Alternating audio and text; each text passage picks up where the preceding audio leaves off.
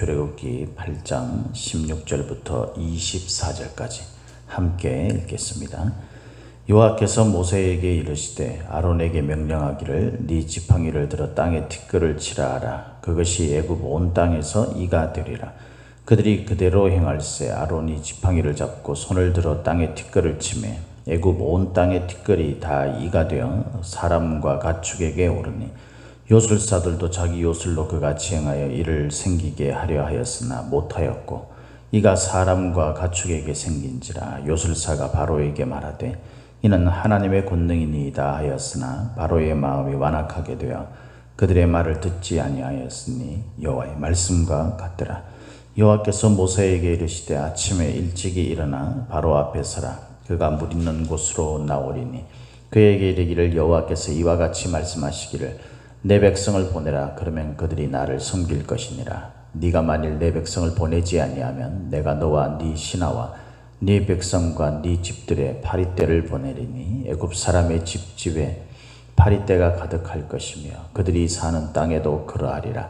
그날에 나는 내 백성이 거주하는 고센 땅을 구별하여 그곳에는 파리가 없게 하리니 이로 말미암아 이 땅에서 내가 여호와인 줄을 네가 알게 될 것이라. 내가 내 백성과 네 백성 사이를 구별하리니 내일이 표징이 있으리라 하셨다 하시고 여호와께서 그와 같이 하시니 무수한 파리가 바로의 궁과 그의 신하의 집과 애굽 온 땅에 이르니 파리로 말미암아 그 땅이 황폐하였더라. 아멘. 오늘도 저와 여러분에게 하나님의 함께 하시는 충만하신 은혜가 임하기를 예수님의 이름으로 축복합니다. 오늘 우리가 읽은 이 말씀을 가지고 구별됨이라는 제목으로 함께 말씀을 나누겠습니다. 하나님은 저와 여러분들을 하나님께서 이사야 43장에 말씀하시는 것처럼 지명하여 불러서 하나님의 것으로 너는 내 것이다 이렇게 말씀하시면서 저와 여러분들을 하나님께서 부르셔서 세상에 믿지 않는 사람들과 믿는 성도들과를 구별시키셨죠. 그래서 우리는 이 땅을 살면서 그리스도인으로서 구별된 삶을 살아야 합니다. 늘 드리는 이야기지만 성도라는 뜻은 이제 거룩한 자들을, 거룩한 백성들 그런 뜻인데, 그런데 그 거룩하다라는 이 말이 그 하기오스라고 해서 구별됐다 그런 뜻이라고 말씀을 드렸잖아요, 그죠? 그래서 저와 여러분들은 분명히 세상과 구별된 사람들입니다. 구별된 사람이면 구별된 삶을 살아야 되는 거죠. 우리가 세상과 똑같이 그렇게 살았으면 안 돼요. 로마서 12장 2절 말씀에 우리가 너무 잘 아는 말씀이 있지 않습니까? 이 세대를 본받으면 안 되는 겁니다. 이 세대를 본받지 말고 그들과 분명히 구별되어서 우리가 오히려 이 세상의 모든 것들을 분별하고, 그죠? 하나님의 그 거룩하신 뜻이, 하나님이 기뻐하시고 온전하신 그 뜻이 무엇인지를 잘 분별할 수 있는 그런 구별된 사람이 되어야 되는 겁니다. 신앙생활을 해도 믿지 않는 사람들과 똑같은 삶을 산다면 우리가 어찌 하나님을 믿는 믿음의 사람이라고 말할 수 있겠습니까? 믿는 것에는 분명히 그에 따르는 그 생각의 차이, 또 가치관의 차이, 또 행동의 차이, 이런 것이 분명히 있는 거예요. 세상 사람들은 다 이렇게 해도 믿는 사람들은 그렇게 하면 안 되죠. 제가 뉴스에 보니까 지금 청소년, 우리나라 청소년의 한 60% 정도 되는 청소년들이 결혼을 하지 않고 또 자녀를 낳지 않아도 상관없다 이렇게 대답을 했다고 그래요. 설문조사에서. 세상의 흐름은 그렇게 되는 거죠. 그러나 하나님의 뜻은 그게 아니에요. 그래서 우리가 한때는 막 이렇게 자녀를 많이 낳는 운동을 벌이기도 하고 그렇게 했는데 요즘은 자녀를 낳아서 기르는 것이 참 어렵습니다. 매우 어렵고 또 그것에 대한 책임을 지는 것들도 쉬운 일이 아니니까 요즘은 자꾸 이 자녀들을 낳지 않으려고 하죠. 왜냐하면 나 혼자 삶을 즐기는 것이 훨씬 더 행복하다고 느끼기 때문이에요. 그래서 그 선진국 소위 말해가지고 이제 문명이나 문화 이런 것들이 잘 발달되어 있고 또 자기의 자유의지적인 그런 부분들이 자유로운 그런 생각을 가진 국가들을 보면 이 출산율이 상당히 낮죠. 일본 같은 경우가 이제 대표적이고 우리나라도 지금 아주 심각한 상황 속에 들어가게 됩니다. 세상의 흐름은 그렇게 간다는 거예요. 왜? 자기중심적이니까. 그런데 하나님은 저와 여러분들에게 생육하고 번성하는 그 사명을 주셨어요. 뜻이 그것이 하나님의 뜻이에요. 그 세상 사람들은 그렇게 하면은 세상 인구가 너무 많아져 가지고 이렇게 될 거다 이렇게 이야기하지만 결국 하나님이 말씀하신 이 사명이 저와 여러분들에게 오늘날 매우 중대한 사명이 되는 그런 것으로 이렇게 되었지 않습니까? 그러니까 하나님께서는요, 이 우리에게 지시하고 명령한 것들이 하나도 틀린 것이 없는 겁니다. 그때에는 그러지 않을 것 같고, 그런데 지나고 나서 보면은 이게 정말 하나님의 아주 중요한 그런 뜻이었구나라는 것을 깨닫게 되는 경우가 많죠. 이것을 우리가 잘 생각을 하고 잘 분별하려면요, 분명히 세상 사람들과 다른 구별된 신앙의 어떤 그 기준을 가지고 사는 사람이 되어야 되는 겁니다. 오늘 우리가 읽은 이 본문 말씀에 이제 세 번째, 네 번째 재앙이 나오는데, 세 번째 재앙은 티끌이 이가 되는 재앙이고, 네 번째 재앙은 파리떼의 재앙이죠. 파리떼. 지저분하고 또 우리가 생각해 볼 때 이 파리 이러면은 별로 이렇게 막 그렇게 위협적이 않은 것처럼 느껴지잖아요. 그런데 여러분 오늘 본문에 읽어보면 16절에 땅에 티끌을 치라 라고 이야기하면서 이것이 온 땅에서 이 이로 바뀌게 됩니다. 티끌이 뭔지 여러분 아셔요? 이게 제가 주석책을 보다 보니 거기 이제 주석을 내놓은 목사님이 그렇게 써놨더라고요. 이 모세가 하나님 앞에 부름을 받았을 때에 그때 호렙이라는 산으로 갔잖아요. 근데 호렙이라는 그 산의 뜻이, 그 호렙이라는 그 의미의 뜻이 그게 뭐냐면요, 황무지 황폐한 그런 뜻도 있고, 그 다음에 티끌이라는 뜻도 있대요. 그래서 하나님이 그 모세를 호렙산에 부르셨다라는 것이 참 그 의미심장하다 이렇게 써놨더라고요. 근데 이 티끌이라는 이 단어가 원래 히브리 단어가 하나님이 아담을 창조하실 때 그때 이 흙으로 사람을 지었잖아요. 그때 그 흙이라는 그 뜻, 그것입니다. 그 단어가 같은 단어예요. 그러니까 이 땅에 있는 그런 흙 있지 않습니까? 흙 그 알갱이 이런 것들이 이로 변하는 그런 일이 생기는 겁니다. 그러니까 그 이의 숫자가 어마어마한 거죠. 어마어마한 거예요. 흙은 곧 뭡니까?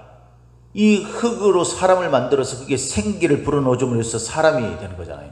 흙은 우리에게 어떤 그 소산물을 나게 하는 그런 것입니다. 그러니까 그것도 마찬가지로 우리 앞부분의 나일강이라든가 또 두 번째 재앙했던 그 개구리라든가 이런 것들은 물론 이제 그 이집트 나라가 섬기는 그 신을 중에 하나로 그렇게 묘사되어 있지만 이 본문에 나타나는 이나 그 다음에 그 파리떼는 그런 거는 아니에요. 그런 거는 아닌데 그 티끌, 그것이 이가 됐을 때 그 티끌이라는 그것이 이 풍요, 그죠? 그 다음에 소산 이런 거, 그 다음에 생명 이런 의미를 가진 것이라고 볼 수 있습니다. 근데 이것에 저주가 임하게 되는 거죠. 이라는 이 단어는요, 정확하게 그 우리나라 말로 번역하기가 어렵다고 그래요. 그게 뜻이, 그 단어가 칸님이라는 단어인데, 이게 이제 이로 그렇게 번역한 경우가 있고, 이게 페시타라는 것과 탈굼이라는 그 번역본, 사본, 이 성경에는 보면은 이것이 이제 이로 그렇게 번역이 됐고요. 또 헬라어나 라틴어 번역 같은 데 보면은 이것이 각다기라는 그런 곤충으로 그렇게 구분이 됐다 그래요. 번역이 됐다 그럽니다. 각다기가 뭐냐면은 그 뱀모기 같은 거 있잖아요. 그죠? 모기인데 조금 큰. 그래가지고 막 사람한테 좀 치명적인 병균도 옮기고 또 아주 그 독성이 있는 그런 그 모기 같은 그런 것들을 말하는 거예요. 또 어떤 그 학자들은 진드기라고 말하기도 합니다. 그러니까 이것이 사람에게 끼치는 그 해악이라는 것이 온몸의 가려움증과 이런 것들을 유발시킬 뿐만 아니라 그 아주 그 괴롭히는 아주 심각한 것이 되는 거죠. 이것이 너무 많아지게 된 겁니다. 그래서 17절에 보면 그들이 그대로 행할세 아론이 지팡이를 잡고 손을 들어 땅에 티끌을 치매 애굽 온 땅의 티끌이 다 이가 되어 사람과 가축에 오르니라고 얘기했어요. 그러니까 사람들이 견딜 수가 없는 거예요. 그래서 이가 생기게 해서 사람과 가축에게 막 아주 너무 괴로운 그런 상태로 만든 그런 요인이 되어버린 겁니다. 그런데 이에 대한 재앙에 대해서는요, 하나님이 모세 아론에게 이렇게 명령을 했고 그 뜻이 무엇이고 또 이에 대해서 어떤 반응이 있었고 이런 것들에 대해서 상세하게 묘사가 되어 있잖아요. 단지 19절에 보면 이렇게 되어 있습니다. 요술사가 바로에게 말하되 이는 하나님의 권능이니이다 하였으나 바로의 마음이 완악하게 되어 그들의 말을 듣지 아니하였으니 여호와의 말씀과 같더라. 이렇게 좀 짤막하게 묘사되어 있습니다. 결국 바로가 그 부분에 대해서 완악한 마음을 굳히지 않았다는 거죠. 이 완악하다라는 이 말이 수동태로 되어 있지 않고 능동태로 되어 있어요. 쉽게 이야기해서 바로가 자기의 의지로 이 모든 생각들을 굽히지 않았다는 거예요.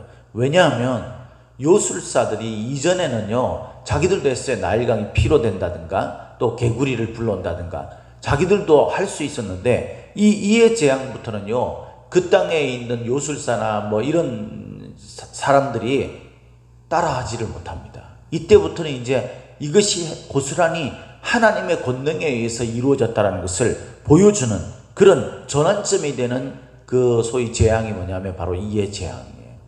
요술사가 이건 하나님의 권능으로 일어난 것이다 라는 것을 이야기를 합니다. 그러니까 요술사의 말은 뭐냐면 바로요, 이건 이제 우리가 어떻게 할 수 없는 겁니다. 이건 들어줘야 되는 겁니다. 이런 의미가 있었겠죠. 그런데 바로가 자기의 의지를 발휘해서 고집을 피우는 거죠.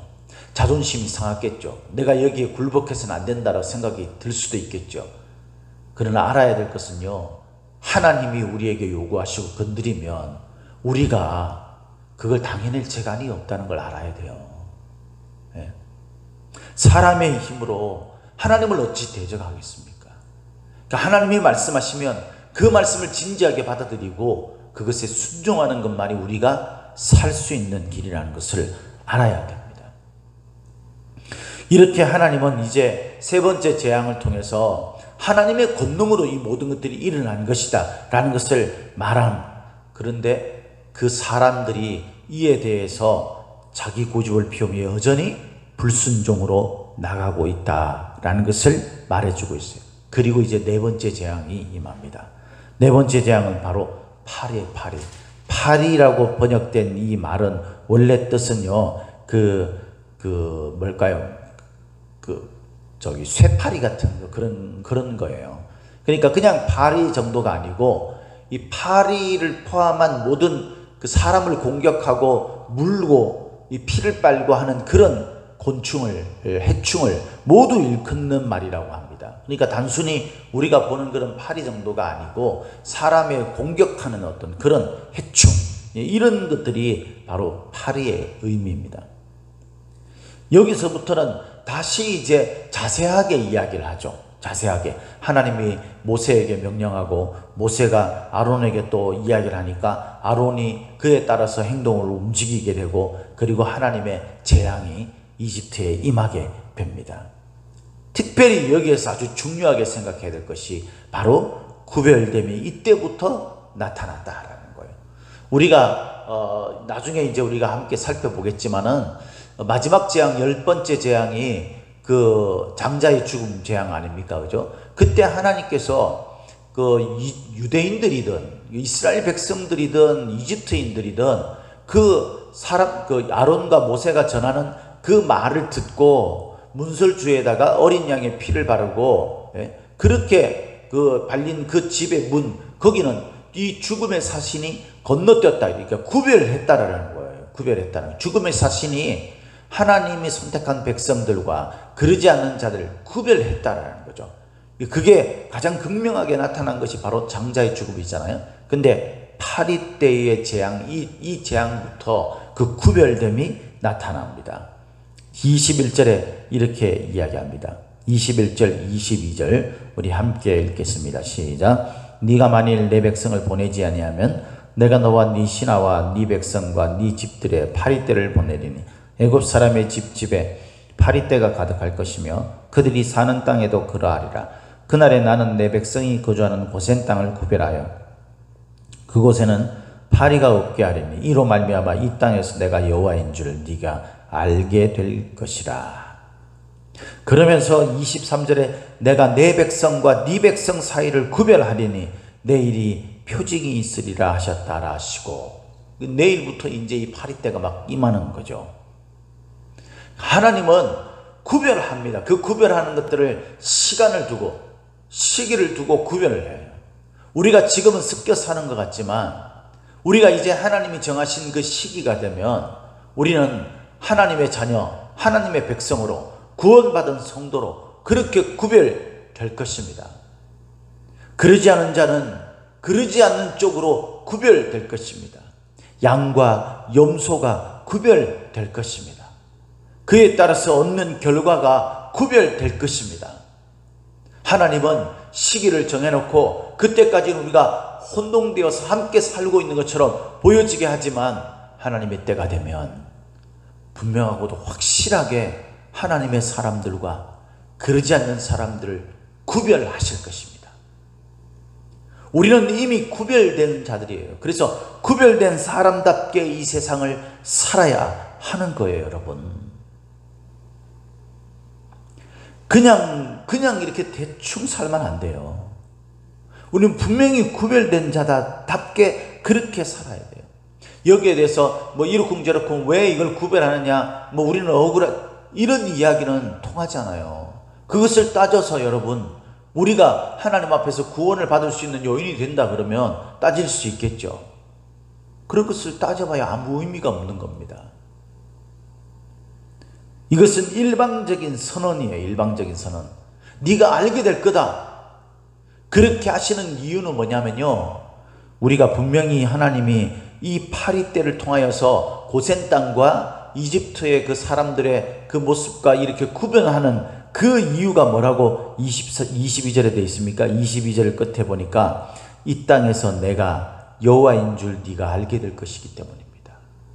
하나님을 알게 하시기 위해서, 하나님은 하나님 되심을 보여주기 위해서 하나님을 따르는 자들과 그러지 않은 자들을 구분할 겁니다. 교회 안에서도, 직장 속에서도, 여러분들의 가정에서도 하나님을 믿는 자와 믿지 않는 자가 구별될 것입니다. 교회를 나오는 자와 그러지 않은 자가 아닙니다. 분명히 알아야 될 것은 내 마음속에 우리 주 예수 그리스도가 나의 주이신 것을 고백하는 그래서 그분의 말씀을 받들고 그분의 말씀에 따라서 우리가 이 세대를 본받지 아니하고 하나님의 선하시고 온전하시고 기뻐하시는 뜻이 무엇인지를 분별하는, 그래서 구별되게 사는 자들, 그런 자들을 구별하시겠다는 거예요. 저와 여러분들이 교회를 다니고 있지만 우리가 무작정 하나님의 백성으로, 하나님의 자녀로 구별되는 것이 아니라는 사실을 알아야 합니다. 하나님께서 말씀하시는 것을 듣고 그 말씀을 따라서 행동할 때에 어디에 있을 때요? 고센 땅에 있을 때, 그때 구분된다는 거예요. 사랑하는 성도 여러분, 저와 여러분들은 오늘 어떤 마음, 어떤 삶의 모습을 가지고 살고 있습니까? 저와 여러분들은 과연 하나님의 백성입니까? 하나님의 자녀입니까? 그렇다면 여러분, 저와 여러분들이 하나님의 자녀로, 하나님의 백성으로서의 구별된 모습이 저와 여러분들에게 있어야 하는 것입니다. 저와 여러분들이 하나님을 믿는 믿음의 증거가 우리의 생각과 우리의 가치관과 우리의 행동에 분명히 나타나야 하는 것입니다.